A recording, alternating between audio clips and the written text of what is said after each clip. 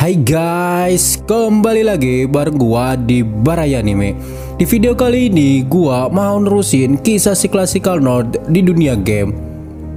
Setelah sebelumnya mereka memenangkan pertempuran melawan monster yang sangat dibenci Ash di stage 1. Di malam hari setelah pertempuran, rakyat Crossroad bersama prajurit merayakan kemenangan mereka melawan para monster. Acara dipimpin oleh sang pangeran Ash Hitter Everblack. Minuman oleng cap gula beton ditambah musik koplo menemani malam pesta yang sangat meriah itu.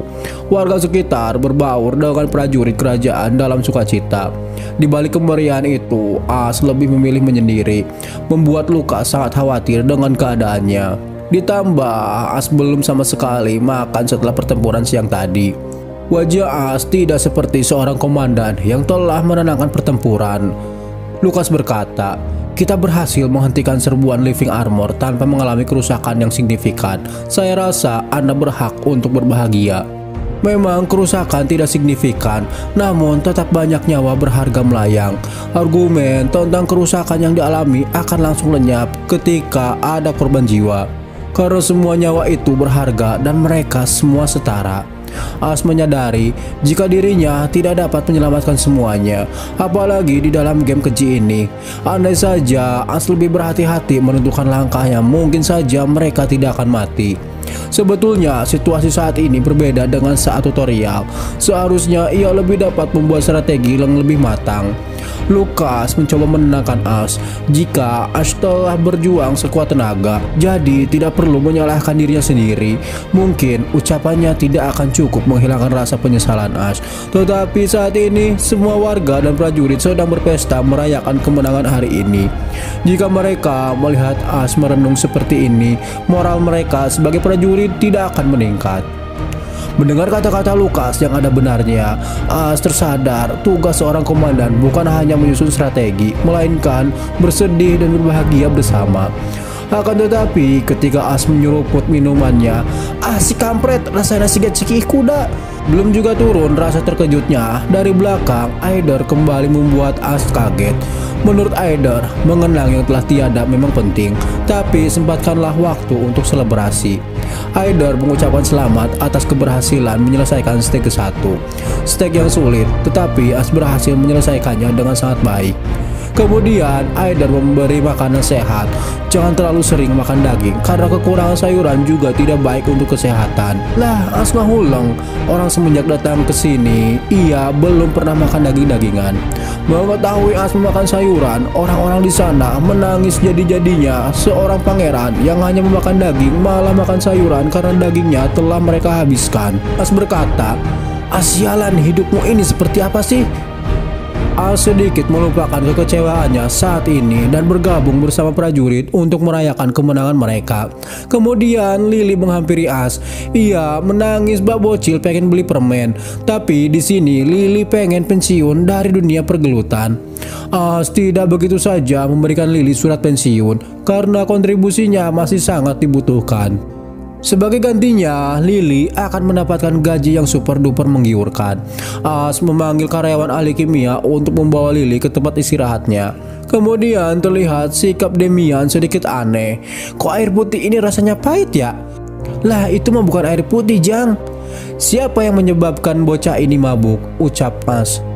Taunya Demian dicekokin si nenek-nenek super. Jupiter menganggap jika Demian bukan lagi anak kecil, saat ini ia adalah seorang prajurit sejati. Jadi aku akan mengajarkannya cara oleng, ngudut, dan foya-foya. Kehead racun. Demian mencurahkan isi hatinya. Semenjak kehilangan teman berharganya, dirinya seperti selalu dihantui rasa bersalah. Demian terus mengingat kejadian itu dengan sangat jelas, dan rasa itu sangat membebaninya. Tetapi anehnya, ketika dekat dengan Ash, pikiran Demian sangat tenang.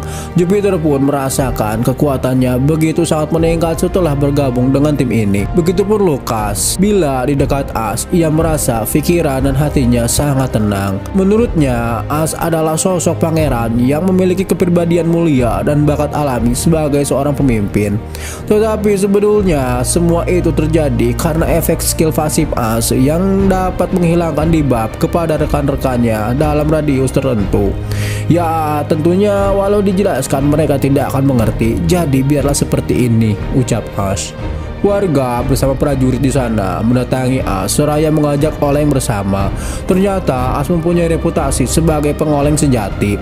7 hari berturut-turut minum teh cap gula beton. Malam purnama menyertai kebahagiaan yang sedang mereka rasakan. Minuman, makanan, dan tari melengkapi rasa sukacita itu. Sang komandan yang telah merasakan oleng parah memilih untuk beristirahat lebih cepat sebelum dirinya ngejoprak. Ash terlebih dahulu ingin membuka peti reward hadiah menyelesaikan misi. Salah satu box telah dibukanya. Warna kuning emas yang bukan kuning ngambang memancar dari dalam box, yang artinya dari box reward Ash mendapatkan item rank SSR.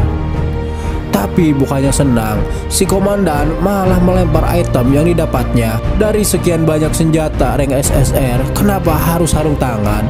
Emang aing ngerek jadi tukang ojek? Sedikit informasi, sarung tangan itu bernama Lucky Strike berlevel rank SSR. Skill pasif, setiap kali ada sistem undian mendapat 1% bonus keberhasilan, di mana item ini sangat cocok bagi orang-orang yang suka nyelot. Damage item ini ditentukan oleh roulette atau spin scatter. Ash pernah menggunakannya ketika ia live stream, dan item ini tidak mempunyai kegunaan berarti. Tapi setelah dipikir-pikir, lumayan daripada lumanyun, Ash memungut kembali sarung tangan yang telah dibuangnya. Berharap suatu ketika akan berguna, ia mencoba untuk berpikir positif. Ah kampret, ada banyak item OP yang dapat membuat hidupku lebih aman dan nyaman, tapi positif gundulmu, ucap si stres Ash. Singkat cerita, di keesokan harinya terlihat Ash dan Lukas masih merasa liar akibat terlalu banyak minum teh cap gula beton. Berbeda dengan mereka berdua, Aidor selalu terlihat sangat energik. Ia menawarkan Ash dan Lukas susu beruang madu untuk menangkal radikal bebas dari minuman oleng.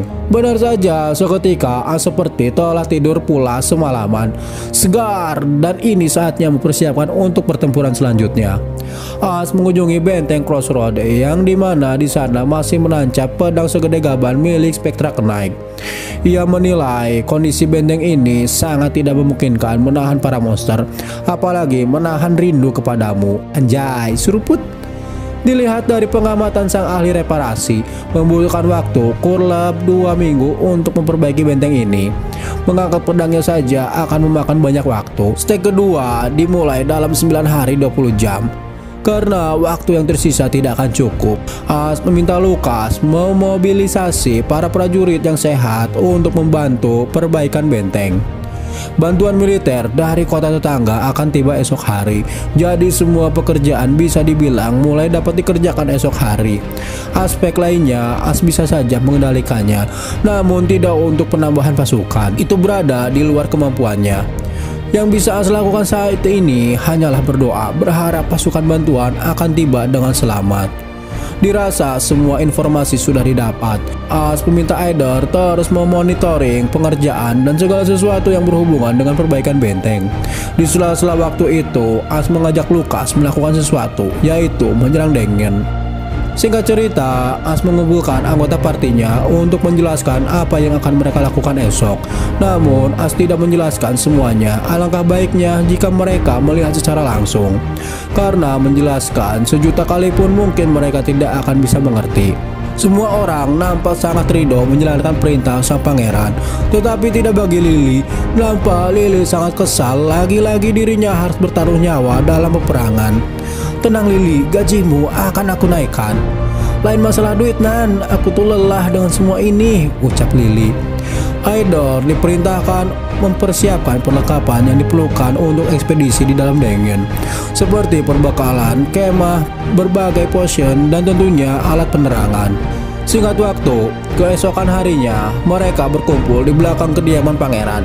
Jupiter merasa persiapan yang dibawa sangat serius, lalu dirinya dikagetkan oleh sebuah portal yang Ash buat. Karena sihir teleport sudah menghilang selama ratusan tahun yang lalu. Suasana mulai mencekam setelah Ash memberitahu tujuan ekspedisi mereka kali ini adalah menuju Black Lake, markas utama para monster. Ekspedisi kali ini selain membasmi para monster adalah mencari tahu asal-muasal sebab musabab kemunculan para monster ini. Karena mengetahui sebab munculnya para monster, mereka dapat menghentikan invasi yang dilakukan monster-monster itu selama-lamanya. Dan itulah misi mereka kali ini. Ketika sedang dalam perjalanan, kembali muncul notifikasi yang menurut As sungguh tidak berguna. Sesampainya di sana, Jupiter merasa merinding. Tempat di mana 20 tahun yang lalu, kerajaan mengutus para pasukan ke danau ini. Para penyihir ditugaskan untuk menutup danau dengan tanah. Mendengar itu membuat As nyerengeh. Mereka benar-benar ingin menutup danau ini. Pasti komandan perang 20 tahun yang lalu belum pernah main game. Menutup danau ini adalah hal yang mustahil karena berhubungan dengan hal yang gaib. Seluruh penyihir dipanggil dari seluruh kota, namun tanah yang menimbun danau seperti dimakan oleh danau itu sendiri. Semenjak itu banyak rumor beredar bahwa danau ini terhubung dengan neraka. Di hari pertama operasi penutupan danau, monster mulai menyerang dengan jumlah yang masif, membuat pasukan kerajaan terpaksa mundur. Dan ini adalah kali pertama lagi sejak 20 tahun yang lalu Jupiter menginjakkan kakinya di danau horor ini. As menyarankan kepada tim partinya selalu siaga, karena langkah selanjutnya adalah masuk ke lapisan terdalam danau. Sebelum masuk, sistem memberi peringatan jika Anda tidak akan dapat kembali ke markas sebelum berhasil membuka strong point. As berkata, "Apa kau serius memperingatkan itu kepadaku? Tak pahamkah kau berapa lama aku memainkan game ini?" Pintu masuk Dengen telah terbuka. Mereka mulai masuk ke dalam Black Lake. Suasana di dalam sana sangat amat gelap. As memintakan partinya menyalakan alat penerangan. Mereka dibuat terkejut melihat sebuah istana dengan pintu gerbang sangat besar sekali. Di balik pintu itu banyak monster yang harus dibersihkan sedikit demi sedikit. Mereka dibuat bertanya-tanya, kok bisa di dalam danau mereka dapat bergerak bebas dan bernapas. Ternyata ada seperti sebuah perisai yang melindungi kota dari benda-benda lainnya. Lukas mendengar langkah kaki, seperti ada yang mendekat. Sosok yang mendekati mereka berbaju hitam tanpa alas kaki, berambut putih mengurai ke tanah. As menenangkan rekan-rekannya jika yang mendekat bukanlah seorang musuh. Dia adalah NPC game. Dan ini bebengetannya. Selama ia bermain sebanyak 742 kali dari 100 NPC, sama sekali ia tidak pernah bertemu dengan NPC wanita ini. Ya, mungkin saat ini ada baiknya ia ikutin saja alurnya, ucap As. Di sini As memberitahu tujuan mereka datang ke kota Black Lake adalah untuk menghancurkan core yang telah memanggil para monster. Masyarakat daratan mengalami kesengsaraan karena ulah para monster yang muncul dari sini. NPC itu menimpali, jika mimpi buruk Lake Kingdom tidak akan pernah selesai. Selama ini banyak pahlawan dan prajurit tangguh mencoba untuk mengakhiri kutukan ini, namun mereka semua gagal. Sekali lagi NPC itu memperingatkan As dan kawan-kawan untuk pulang saja ke daratan sebelum situasinya kembali seperti awal. Kembalilah sebelum kalian dimangsa abis. Dalam hatinya As berkata, jika aku pulang karena mendengarkan ancaman itu, maka dari dulu aku sudah minta balik ke bumi. As menjelaskan jika ia berasal dari Crossroad dan merupakan Lord di kota itu. Dirinya mempunyai tanggung jawab penuh bagi keselamatan semua masyarakat daratan dari ancaman para monster. Kegelapan tidak akan membuat As takut, karena menghancurkan core monsternya adalah tugas mulia yang harus diselesaikan. Namun pintu masuk ke kota Lake Kingdom terkunci. As meminta NPC itu untuk membantunya lewat jalan lain. Mendengar itu, NPC akan membantu menunjukkan jalan masuk lainnya. Ia sangat menantikan apakah kata-kata yang terucap itu berasal dari keberanian yang tulus atau kesombongan dari seorang pria yang tidak tahu aturan. NPC yang bernama No Name itu mulai mengajak mereka menuju pintu masuk Lake Kingdom. Beberapa waktu berjalan, cukup lama sekali setelah mengikuti No Name. Di sini Lukas terus saja ngoceh untuk tidak mempercayai orang itu karena bisa jadi ini sebuah jebakan. As lebih tahu dan pengalaman meminta Lukas untuk mengikutinya saja. Dalam hatinya As berkata, "Kau ini manusia atau jam sih? Selalu ngebacot tiap 5 menit." Singkat waktu, mereka telah sampai di area Drainase, zona pertama Lake Kingdom. As kemudian mengaktifkan strong point di mana daerah itu merupakan zona yang aman yang tidak bisa dimasuki oleh monster. Lalu Lily merengek ingin pulang karena perasaannya tentang tempat ini sangat menyeramkan. Ya tentu saja As tidak mengizinkannya. Di tempat ini pula mereka harus melanjutkan perjalanan tanpa dipandu lagi oleh NPC. Sebelum pergi, No Name kembali memperingatkan mereka. Tempat ini adalah Lake Kingdom, telah sepenuhnya dikuasai oleh mimpi buruk. Semakin dalam kalian pergi, maka kegelapan akan semakin besar dan para monster juga akan semakin kuat. No Name mulai berjalan menuju kegelapan dan menghilang. Lucas sangat penasaran siapakah orang itu, kok bisa berjalan tanpa penerangan di kegelapan. Mungkinkah dia mempunyai saringan sasule? Demian pun merasakan hal yang aneh. Penglihatan supernya tidak dapat menembus kegelapan di tempat ini. Seolah-olah kegelapan ini adalah makhluk hidup. As tidak dapat menjawab pertanyaan Lucas dan Damian karena banyak rahasia di dungeon ini. Dirinya yang telah menyelesaikan game ini di tingkat tersulit pun masih belum mengetahui sepenuhnya. Namun ada satu yang pasti, mereka akan bertemu lagi dengan si No Name, entah sebagai kawan atau lawan. Dan di saat itu mereka bisa menanyakan langsung kepadanya. Mereka mulai berjalan lebih dalam. As menilai dengan kekuatan partinya sekarang akan mudah melewati area ini. Dungeon di game ini terdiri dari rooms dan jalan penghubung, di mana di setiap room terdapat event seperti pertempuran melawan monster random, penemuan item, dan pertemuan dengan NPC terjadi di dalam rooms.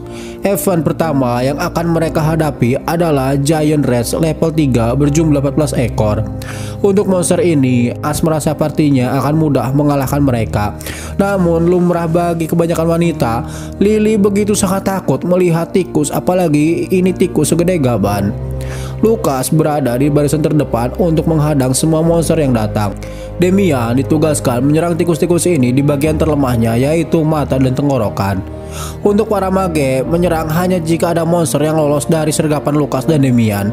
Untuk As sendiri, ia akan duduk manis dan menonton rekan partinya bertarung. Tidak lama, monster-monster itu berhasil mereka kalahkan. Lucas memberitahu total monster yang tumbang berjumlah 13. As menyadari sesuatu jika yang muncul di Windows notifikasi seharusnya ada 14 ekor. Dan benar saja masih ada satu monster tersisa. Ia bersembunyi di dinding rooms dan telah bersiap menyerang As. Namun dengan tinju spin gratis, monster terakhir dapat dikalahkannya. Di sini As terkejut, jarang-jarang ia bisa memberikan damage dengan sarung tangan itu hingga menyentuh angka 100. Lucas juga ikut-ikutan kaget. Bagaimana bisa Yang Mulia dapat membunuh monster itu hanya dengan satu pukulan? Tapi As juga tidak mungkin memberitahu kalau setiap mereka berhasil menyelesaikan setiap stake, As mendapatkan sebuah reward dan di dalamnya ada berbagai alat. Jadi As membuat cerita jika setiap anggota kerajaan menghadapi situasi darurat, mereka bisa mengaktifkan kekuatan super. Namun semua teman-temannya selain Lucas nampak tidak percaya dengan apa yang As katakan. Di rooms kedua, nampak kosong, tidak ada penghuninya. Lalu Damian menemukan sebuah peti harta. As meminta Damian untuk berhati-hati karena bisa saja itu sebuah jebakan. Namun jiwa mata duitan si nenek memberontak. Ia berlari seedan-edannya ke arah peti harta. Tapi untungnya itu benar, peti harta bukan sebuah jebakan. Jupiter meminta maaf karena setiap kali mencium bau uang, tubuhnya seakan-akan bergerak sendiri. Kemudian ia memberikan peti harta itu kepada As. "Ah, nenek sialan, kau kira aku tidak bisa melihat emas yang kau kantongi?" ucap As. Lalu di rooms 3 berisi Giant Rats lagi. Tentunya dengan mudah mereka mengalahkannya. Dan saat ini mereka berada di pintu terakhir. Di dalam sana pastinya adalah room boss. Setelah menyelesaikan ini, mereka bisa saja pulang. Jadi As berharap bisa menyelesaikan ini secepatnya. Setelah membuka pintu itu, tercium aroma darah yang sangat menyengat. Di hadapan mereka terlihat sosok monster tikus raksasa yang bisa bicara bahasa manusia. Tikus itu membunuh tikus kecil lainnya seraya berkata, "Aku harus membersihkan semua tikus di sini agar Lake Kingdom suci." Lah, terus lu siapa, ubur-ubur? Monster itu bernama Giant Ratsman, level 15. Kemudian Giant Redman melihat ke arah Ash dan yang lainnya, lalu berlari ke arah mereka untuk menyerang. Melihat tikus yang akan mendekat, Lily refleks menyemburkan api yang membuat Giant Redman kepanasan. Karena tikus raksasa itu masih bisa berdiri, Jupiter mengakhirinya menggunakan Blazing Storm. Serangan itu menembus kepala si tikus, lalu efek lainnya seluruh tubuhnya tersengat aliran petir. Hanya hitungan menit, Bos Rooms berhasil dikalahkan. Lalu Lily kembali merengek mengajak Ash untuk pulang karena monster terakhir sudah dikalahkannya. "Iya Lily, kita akan pulang," ucap Ash. Setelah si bos mati, di hadapan mereka muncul sebuah peti harta. Ash meminta Lucas untuk menahan Jupiter. Di dalam peti itu terdapat sebuah pedang bernama Red Slicker, rank R, tipe Longsword. Ketika menyerang monster sejenis tikus akan memberikan damage tambahan sebanyak 25%. Ash memberi pedang itu kepada Lucas. Walau pastinya tidak akan bisa menggantikan pedang miliknya, tetapi suatu saat pasti akan berguna. Jadi Ash meminta Lucas untuk menyimpannya. Ada satu hadiah lagi dari peti harta, yaitu Summoning Scroll atau Automatic Defense Turret. Dan memang item ini yang sebenarnya menjadi tujuan Ash mendatangi Dengyan. Saat ini mereka sudah mengambil semua hadiahnya, jadi tidak ada alasan lagi bagi mereka lebih lama tinggal di Lake Kingdom. Kini saatnya mereka pulang. Mendengar itu pastinya sangat membuat Lily begitu senang. Sebelum kembali ke daratan, Ash pergi ke area kedua Hidden Alleyway, di mana tempat itu akan menjadi lokasi attack Dengyan selanjutnya. Jadi Ash membuat strong point di sana. Sebetulnya Lake Kingdom merupakan salah satu kota sihir termaju, sebuah kota yang mencapai titik puncak komunitas sihir. Namun di kota semaju ini tidak terlihat cahaya sedikit pun, dan tidak ada makhluk hidup satupun. Kota ini benar-benar tenggelam dalam kegelapan, kesunyian, dan kematian. Ash mengaktifkan teleport menuju Cross Manor. Hasil menyelesaikan quest hari ini, Ash, Lily, dan Damian berhasil naik satu level. Setelah mereka pergi, terlihat seseorang berdiri di tempat Ash dan yang lainnya tadi berada. Orang itu berkata, jadi dia adalah pemain terakhir. Dia berhasil sampai sejauh ini. Kedatangan orang itu disertai ratusan Giant Rats, semua demi Lake Kingdom, ucap si pria bertopeng. Singkat cerita, setelah kembali dari Dengyan, Ash meminta rekan tim lainnya beristirahat yang cukup untuk menghadapi pertempuran selanjutnya. Jupiter pun merasa ragu dirinya bisa menghadapi kegelapan yang ada di Lake Kingdom. Jelas-jelas kegelapan di sana sungguh sangat tidak normal. Ash sendiri yang telah memainkan game ini selama bertahun-tahun dan menjadi orang pertama yang menamatkan game ini tidak mengetahui asal-muasal kenapa Lake Kingdom berada di bawah danau. Namun ia mempunyai firasat harus pergi ke tengah kota untuk menguak semua kebenarannya. Ash memastikan kita akan mengungkap satu persatu misteri di Black Lake. Setelah mendengar penjelasan yang diberi Ash, Jupiter nampak akan bisa tidur lebih nyenyak dengan akal yang jernih. Tetapi sebelum tidur ia akan minum dulu teh cap gula beton. Lily yang kelihatannya polos ternyata tidak bisa tidur kalau belum oleng. Astagfirullah, padahal aku ngefans slowly sama kamu. Damian sendiri lebih memilih pergi ke tempat peribadatan untuk menenangkan diri sebelum menghadapi pertempuran selanjutnya. Ash dan Lucas pun akan pulang untuk beristirahat agar besok dirinya lebih fit mengontrol perbaikan benteng. Dalam perjalanan pulang, Lucas mengingatkan jika mereka harus kembali ke Black Lake untuk melihat monster yang akan menjadi lawan mereka selanjutnya. Tapi menurut Ash hal itu sudah dilakukan, dan yang akan menjadi musuh mereka nanti adalah Gator Rats, para monster yang menempati eksplor bebas di bawah danau terlebih dahulu. Dan begitu populasi mereka menggeludak, barulah mereka muncul ke permukaan untuk menyerbu kota-kota di daratan. Jadi monster yang mereka hadapi di eksplor bebas adalah monster yang akan menjadi lawan mereka di pertempuran Tower Defense. Sampainya mereka di istana, Aider menyampaikan berita buruk kalau tidak ada bala bantuan dari kekaisaran dan dari kota terdekat. Hal itu terjadi karena perang saudara sesama manusia yang terjadi di front barat Empire. Kekaisaran mengumpulkan seluruh pasukan dari seluruh wilayah dan semuanya dikirim ke front barat. Jadi tidak ada pasukan yang bisa dikirim ke sini. Namun menurut Ash ada yang aneh dengan situasi ini. Memang betul tidak peduli siang atau malam, Empire selalu mencari masalah dengan negara tetangga. Tetapi kenapa semua prajurit front selatan dikirim semua ke front barat? Dan secara kebetulan itu terjadi ketika AS membutuhkan bantuan. Untuk prajurit bayaran, Haider sudah berusaha merekrut sebanyak mungkin. Pertempuran baru selesai beberapa hari yang lalu, jadi mengharapkan Guild akan langsung dipenuhi oleh prajurit bayaran kurang realistis. Lalu AS dibuat kesal karena pada saat dirinya liur dengan tidak adanya bantuan, Haider malah tersenyum. Haider tersenyum karena sebetulnya ia mempunyai ide agar AS mendapatkan bala bantuan prajurit. Namun cara mendapatkannya akan sangat sulit. AS tidak begitu saja menyerah. Ia meminta Haider memberitahu cara mendapatkan pasukan itu.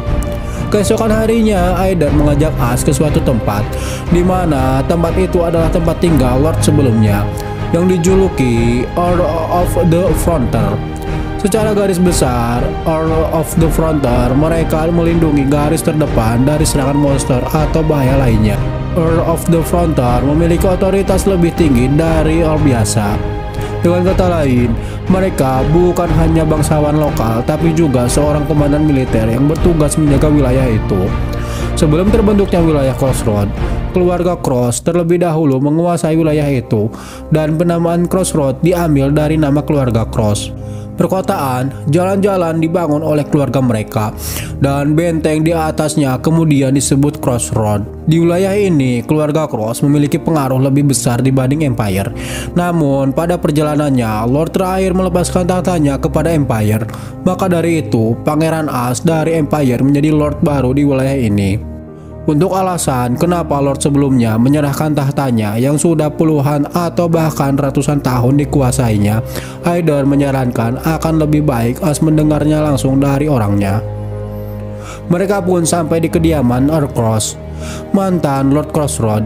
Ketika mereka sedang mengobrol, tiba-tiba seorang kakek yang sedang oleng marah-marah karena sudah memasuki propertinya tanpa izin. Lalu Haider menyapa kakek itu dengan sebutan Earl Frontier. Mendengar itu, AS sedikit bingung. Masa iya kakek pemabuk itu adalah sang Lord sebelumnya?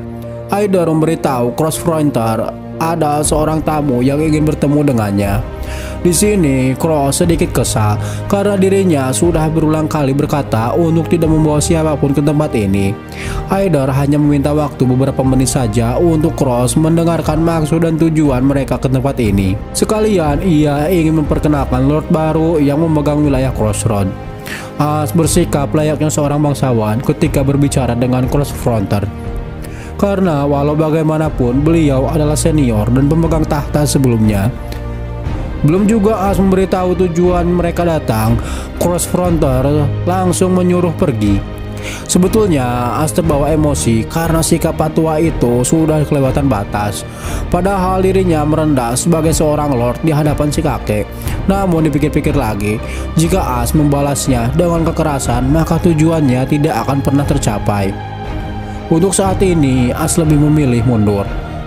Tapi bukan berarti ia menyerah. Earl of the Frontier, nama lengkapnya adalah Charles Cross. Ia memang tidak hadir langsung dalam game Empire Defense. Alasan AS mengingat si kakek ini adalah karena dia adalah ayah dari tank terkuat di dalam game bernama Evalyn Cross. Evalyn memiliki kemampuan luar biasa. Tidak heran ia merupakan salah satu karakter SSR dalam game Empire Defense. AS akan mengatur rencana agar bisa mendekati Cross Frontier dan mempermudah jalannya suatu saat merekrut Evalyn Cross. AS menanyai Haider bagaimana caranya si patua itu dapat mengatasi kekurangan pasukan mereka. Haider menjelaskan jika sang Earl of the Frontier memiliki pasukan pribadi dan mereka hanya bersumpah setia kepada keluarga Cross. Jadi jika mereka dapat membujuk Cross Frontier, maka kekurangan prajurit akan bisa diselesaikan. Hanya ada satu cara untuk mendekati seorang pemabuk, yaitu dengan menjadi pemabuk itu sendiri. Ah kampret, aku ingin hidup sehat tanpa minuman haram. Tapi di sini nampaknya situasi tidak memperbolehkannya, ucap AS. Singkat cerita, AS kembali mengunjungi Cross Frontier sendirian. Kembali ia disambut bak maling kolor oleh Cross Frontier. Akan tetapi setelah AS memperlihatkan apa yang dibawanya, seketika sikap si patua berubah 800 derajat. Yang mulia, sok mangga kalebot, tong hilap eta cai teh na dicanak. Ah kehed, nyebut yang mulia tadi bang usir siga ka tukang maling kolor. Sedikit informasi tentang gaya hidup As Everblack, pangeran ketiga Empire. Ia adalah seorang pangeran menyedihkan, suka berfoya-foya, dan merupakan aib bagi kekaisaran. Di sisi lain, Lily dalam tidurnya tetap merasa tak tenang, dihantui oleh Komandan Dajjal yang tidak membiarkannya pensiun. Scene kembali memperlihatkan As memasuki kediaman Crossfronter. Baru beberapa langkah masuk tercium aroma menyengat alkohol. Botol-botol berserakan di mana-mana. Crossfronter menyiapkan 2 gelas untuk mereka adu mekanik dalam dunia perolengan. Apakah gelas ini bersih? As bertanya. Crossfronter menimpal. Walau rumah ini terlihat seperti tempat sampah, tetapi aku selalu mencuci gelas-gelas ini, malah pakai sunlight. Itulah caraku memberi hormat kepada minuman ini. Si kakek dibuat jantungan setelah melihat minuman yang dibawa As adalah merek Marjun. Minuman cap Marjun yang sangat berharga di dunia ini. Sungguh ini merupakan kebanggaan tersendiri bagi dirinya bisa merasakan kesegaran rasa buah khas pilihan yang dirawat seperti anak sendiri. Dan benar saja, seteguk ia meminumnya sudah terasa seperti bergalon-galon yang masuk. As kemudian mengutarakan tujuannya datang ke tempat ini. Namun sebelum As mengungkapkannya, si kakek memotong agar tidak membahas topik lainnya. Jika ingin membicarakan hal lainnya, silahkan pulang sekarang. Si kakek memberikan As buah yang sudah dikeringkan. Buah itu ia tanam sendiri di belakang rumahnya. Walau tempat berkebunnya kecil, namun si kakek sangat senang menjalankannya sebagai hobi. Akan tetapi ketika As mencoba segigit buah itu, langsung dimuntahkan karena rasanya sangat tidak enak. Melihat buah hasil tanamannya dimuntahkan di hadapan mukanya membuat si kakek sangat kesal. Bocah sialan, kau sangat tidak sopan memuntahkan buah yang kurawat seperti anak sendiri. Lah kampret, pahit. Si kakek mencoba merasakan buah yang ditanamnya itu. Menurutnya memang benar ini buah dirinya sendiri yang menanamnya, tetapi ia pun tidak menyangka rasanya seperti sampah. Si kakek kemudian memberikan buah itu kepada As. Kenapa kau memberikannya kepadaku? Tanya As. Lah mengenah mah di daharku sorangan, ucap si kakek. As menilai dari kata-kata yang si kakek ungkapkan seperti ia sedang membual, namun di balik itu semua tersimpan banyak makna. Si kakek kemudian bercerita, Crossroad terletak di ujung selatan benua ini. Sinar matahari yang sangat cerah dan tanahnya yang subur. Tidak ada lahan terbaik untuk menanam selain di dataran Crossroad. Tidak hanya menanam buah, tanahnya pun bagus untuk menanam sayur mayur. Hanya saja ketika negara api menyerang daerah ini, selain membunuh petani dan menghancurkan ladangnya, si monster juga mengotori tanah dengan mananya ketika mereka mati. Lalu yang terjadi semenjak invasi itu, tanah di sini menjadi lahan terkutuk dan kau tidak akan bisa menanam apapun karena mereka akan cepat mati. Itulah mengapa saat ini tidak ada lahan pertanian di tanah Crossroad. Tanah kebun miliknya ini adalah sebagai buah dari penyesalannya selama ini karena telah mengotori daratan Crossroad. Ketika As akan mengatakan tujuannya kedatang ke sini, si kakek kembali menyela kalau membahas hal lainnya ia akan mengusir As. Namun kali ini As dengan tegas berkata, jika itu yang akan kamu lakukan, lakukan saja. Tetapi ada satu hal yang harus ia ungkapkan. Para monster mulai menyerang secara masif. Sebelumnya, As bersama para prajurit lainnya berhasil memenangkan pertempuran melawan ribuan living armor. Akan tetapi, dari peperangan itu, keadaan benteng rusak parah. Maka, kedatangannya kali ini adalah untuk meminta bantuan prajurit yang ada di bawah komando Crossfronter. Crossfronter merasa dirinya tidak mempunyai pasukan, hanya saja ia mempunyai teman yang ia latih dan menemani di medan perang. Ketika dirinya sudah tidak mengangkat tombak dan perisainya lagi, maka teman-temannya pun melakukan hal yang sama. As mencoba meminta Crossfronter untuk memanggil mereka kembali. Namun Crossfronter menolaknya karena sudah tidak ada yang bisa mereka lindungi dari tempat ini. Si kakek menyarankan agar As tidak menyia-nyiakan hidupnya untuk melindungi garis depan, mending bantu orang-orang kabur dari tempat ini. Si kakek pun menanyakan alasan As datang ke wilayah ini karena semua bagian di wilayah ini telah sekarat. Ini adalah sebagian nasihat dari orang yang telah menghabiskan masa hidupnya untuk melindungi wilayah ini. Pergilah secepat mungkin sebelum termakan kutukan wilayah ini. As keluar dari kediaman Crossfronter hanya membawa sekantung buah yang diberi si kakek. Ia mencoba menanyakan sesuatu yang terjadi kepada si kakek karena menampak kehidupannya begitu amat krisis. Tetapi Lukas tidak mengetahui apapun. Ditambah Aider menyuruh As untuk mendengarkannya langsung dari Crossfighter. Sampai pertempuran itu terjadi, As akan berusaha semaksimal mungkin untuk memperbaiki benteng dan bersiap untuk perang. Karena apapun yang terjadi kepada As, monster-monster itu akan tetap menyerang. Jadi ia harus tetap mempersiapkan strategi agar dapat membunuh monster-monster itu secara efisien mungkin. Informasi musuh Stake 2 Giant Gator Rage berjumlah 3251. Keesokan harinya, As meninjau jalannya perbaikan benteng. Pekerja baru bisa melepas pedangnya yang menancap. Kemungkinan hari ini mereka mulai memperbaiki lubang yang ada pada benteng. As meminta puing-puing dari pecahan pedang itu disebarkan di sekitar benteng, karena itu akan menjadi barikade awal menghalau pergerakan para tikus. Estimasi yang dibutuhkan memperbaiki keseluruhan benteng sekitar 10 hari, dan waktu Stake kedua akan dimulai dalam 7 hari.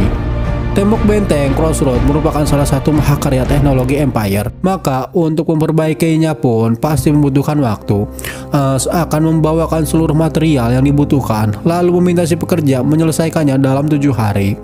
Pekerja itu merasa ragu akan menyelesaikannya dalam 7 hari. As pun sebenarnya menyadari hal itu. Namun ia tidak mempunyai pilihan lain. Si pekerja tertunduk lesu seraya berkata ia akan mengusahakannya semaksimal mungkin.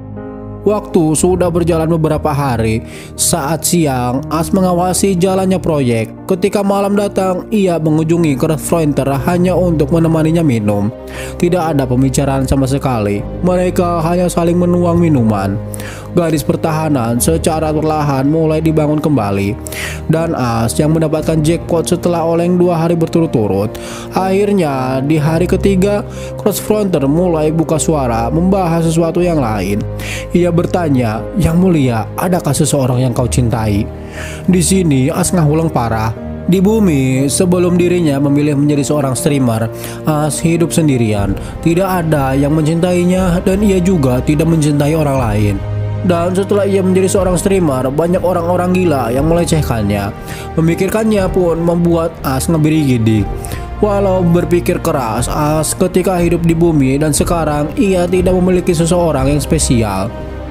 Sembari tertunduk lesu, Crossfighter menceritakan kisah kelam hidupnya. Istrinya adalah seorang yang paling dicintai.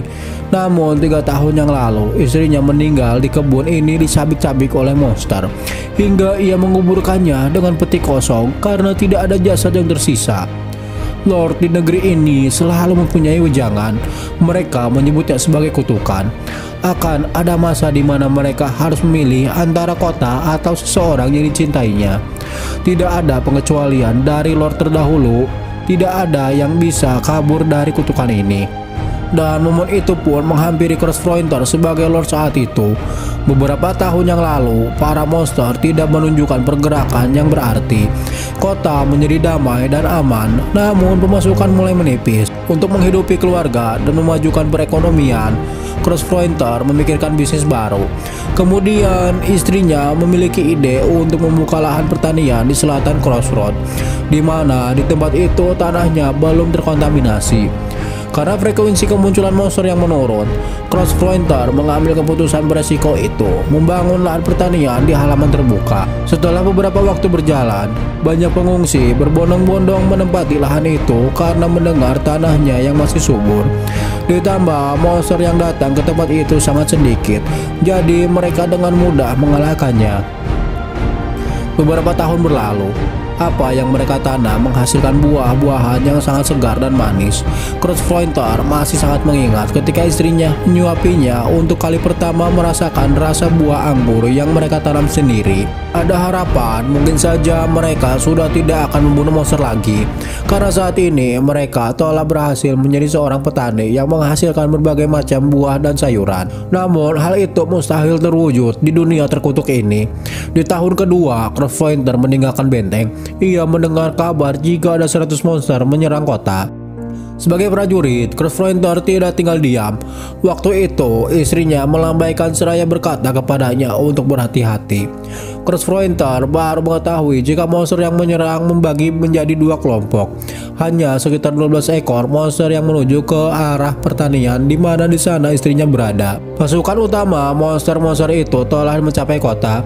Di saat itu ia harus memilih menyelamatkan ribuan penduduk kota atau menyelamatkan istrinya. Karena rasa keadilan, jiwa seorang pemimpin, dan prinsip yang diajarkan leluhurnya, Crossfronter memilih untuk membantu menyelamatkan kota. Mereka berhasil mengalahkan semua monster yang menyerang. Setelah pertempuran selesai, Crossfronter bergegas pulang ke rumahnya. Namun setelah ia sampai, lahan pertanian mereka hancur. Ratusan warga dibantai hanya oleh 12 monster, termasuk dengan istrinya. Lord saat itu lebih memilih loyal terhadap tugasnya. Sebagai gantinya, ia kehilangan hal yang paling berharga bagi dirinya. Hingga saat ini penyesalan itu terus mengakar di dalam hatinya. Ia lebih memilih kota dan meninggalkan istri tercinta. Putrinya sampai menyebutnya orang gila karena tidak memahami kenapa lebih memilih kota dibanding ibunya. Kemudian tidak berselang lama, putrinya meninggalkan dirinya sendiri di perkebunan ini. Pada akhirnya, itulah yang Crossfronter dapat setelah memilih untuk loyal sebagai Lord. Orang-orang yang dulu ia selamatkan mungkin sedang berbahagia dengan keluarganya. Lihatlah aku saat ini yang telah menyelamatkan mereka, membusuk sendirian sembari menunggu ajal. Jadi itu hanya sebuah contoh dari seorang yang bodoh ini. Akan ada masa di mana kota terkutuk ini mengambil seseorang yang berharga dari para lord yang menjabat. Itulah mengapa Crossfronter menyerahkan tahta kepada Empire, karena tidak ingin putrinya mengalami hal yang sama seperti ayahnya.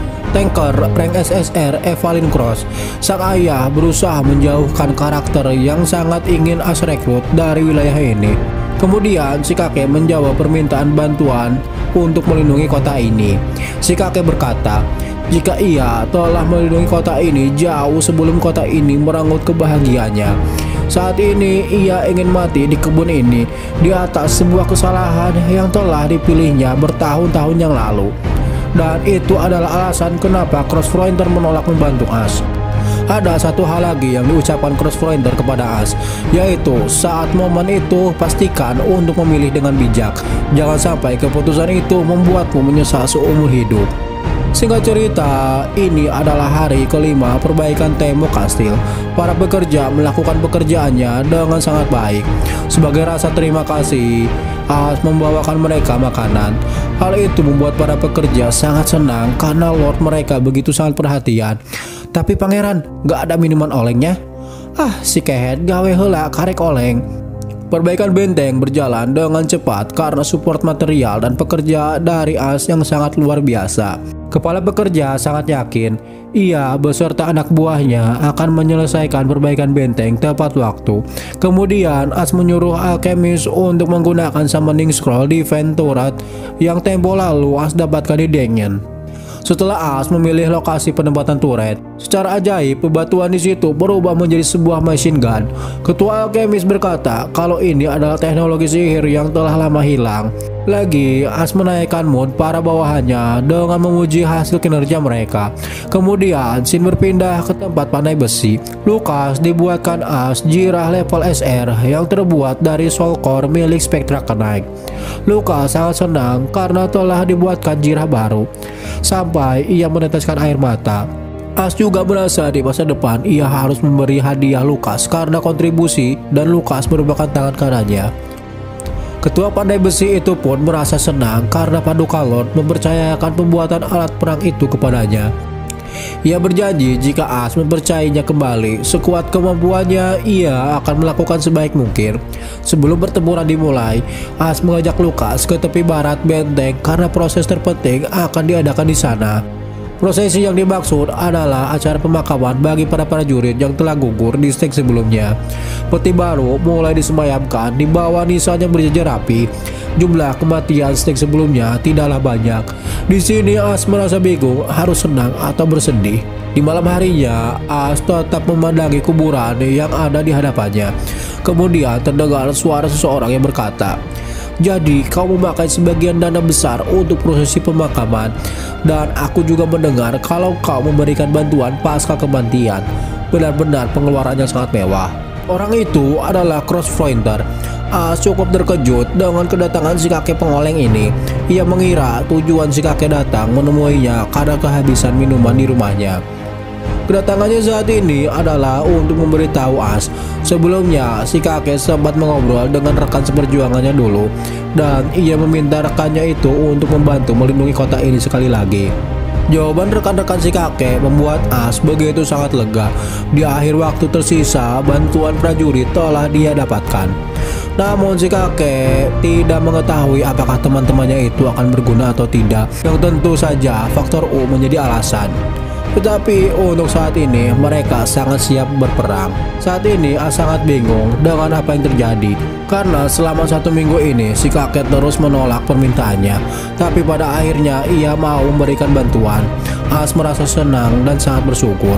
Hanya sebatas ini saja si kakek atau Kurfrointer membantu As di pertempuran besok. Sebelum pergi, As mengatakan jika suatu saat ia membutuhkan nasihat, ia pasti akan kembali mengunjunginya. Tetapi saat ini pastinya si kakek akan kembali ke kebunnya. As ingin menghentikannya, namun mendengar kisah hidupnya yang telah kehilangan banyak oleh kota ini, As mengurungkan niatnya itu dan membiarkan si kakek memilih jalannya sendiri. Dirinya berpikir bahwa mereka masih bisa mengobrol dan saling bertukar pikiran. Namun saat ini As tidak mengetahui kesempatan itu akan ada atau tidak. Singkat cerita, hari di mana stage kedua akan dimulai, dan tepat di jam ini pekerjaan perbaikan benteng baru saja selesai. Pekerja benteng nampak pucat karena bekerja siang dan malam. Walau ada beberapa bagian yang mereka lakukan perbaikan seadanya karena waktu yang mepet, tetapi itu sudah cukup untuk mengembalikan fungsi benteng itu sendiri. Seluruh persiapan pertempuran stage kedua ini sudah sangat sempurna. Pasukan dan amunisi As telah mendapatkan semua itu. Mungkin persiapan ini adalah yang paling baik dibandingkan sebelum-sebelumnya. Lalu dari arah para monster berdiri sosok pria bertopeng. Ialah yang memimpin para monster dalam penyerangan kali ini. Siapakah sosok pria bertopeng itu? Apakah Obito? Teuing atuh, karena cerita gua cukupkan sampai di sini. Oke lah guys, tenggorokan ini udah mulai kering. Biar gua lebih cepat update lagi, sok atuh disubrek. Dan jangan lupa belnya diaktifin agar kalian tidak ketinggalan video menarik lainnya dari channel ini. Akhir kata, terima kasih bagi kalian yang nonton sampai akhir, dan sampai jumpa di video selanjutnya. Bye bye.